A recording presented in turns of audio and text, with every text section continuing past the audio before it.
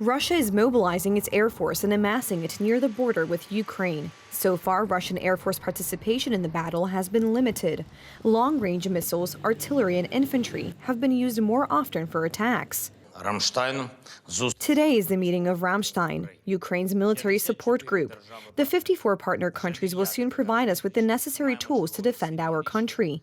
We have received confirmation from our partners that we will receive more weapons, more anti-aircraft systems, more tanks, more artillery guns and missiles. According to experts, the Russian offensive will soon gain momentum, which is why it is now so important to quickly support the West. I welcome the new pledges of support made by NATO allies, including more heavy weapons and military training. This is critical. Ukraine has a window of opportunity to tip the balance, and time is of the essence. President Joe Biden's administration is preparing a new $10 billion military aid package for Ukraine. The scope of the support is unlikely to include F-16 fighter jets, which Kyiv is calling for. In addition to arms deliveries, Washington will also announce a new sanctions package on Russia. The Ukrainians have really done remarkably well as a result of some of the things that allies and partners are doing to provide security assistance.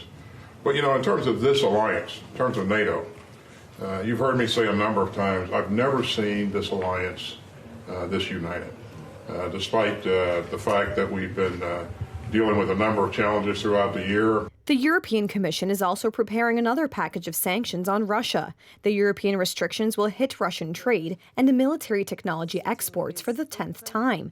But for the first time, their scope will be expanded to include Iranian entities. So far, revenues from Russian fossil fuel exports have shrunk by almost half under the pressure of Western sanctions.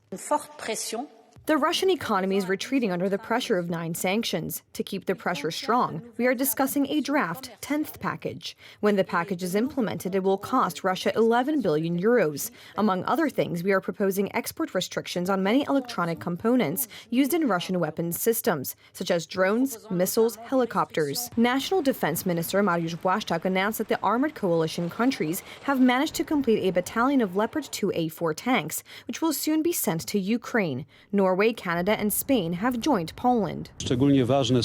Particularly important from the Polish point of view are 2 initiatives that we have joined, and that is the initiative related to the construction of joint NATO armament warehouses. We are interested in building such warehouses, and now we are also expanding with the United States. We are building such arms warehouses in Poland. Meanwhile, President Andrzej Duda with NATO Secretary General Jens Stoltenberg today discussed the security of NATO's eastern flank. This is one of many meetings between the Polish president as part of a diplomatic offensive related to the war in Ukraine, especially on the eve of the anniversary of the invasion and the expected Russian campaign in Donbass. Our hopes and expectations from the Polish side are new security plans and new plans for our part of the alliance, not only for Poland, but also for the Baltic states, for the other countries of the eastern flank from the south. Readiness plans, which will mean that in the event of any attack on any NATO countries on the eastern flank, the reaction of the alliance, which boils down to the implementation of Article 5, will be simply immediate. The occupation authorities in Donbass, loyal to Moscow, are systematically deporting children deep into Russian territory. According to experts, this practice is a blatant violation of the Geneva Convention, as the purpose of the resettlement is to indoctrinate Ukrainian society. A report released today by Yale University's Humanitarian Research Lab through the department-supported Conflict Observatory Program details Russia's systematic government-wide efforts to permanently relocate thousands of Ukraine's children to areas under Russian government control via a network of 43 camps and other facilities. In many cases, Russia purported to temporarily evacuate children in Ukraine under the guise of a free summer camp, only to later refuse to return the children and to cut off all contact with their families. Such actions obviously will have serious long-term implications on these children's development. The network of facilities which these children are sent is vast, spanning from Russia-occupied Crimea, across Russia itself, from the Black Sea region to its Far East. Today, the UN appealed to Ukraine's donors to raise more than $5 billion in humanitarian support for Kyiv. The funds will finance food, healthcare, and other essential assistance for those most in need.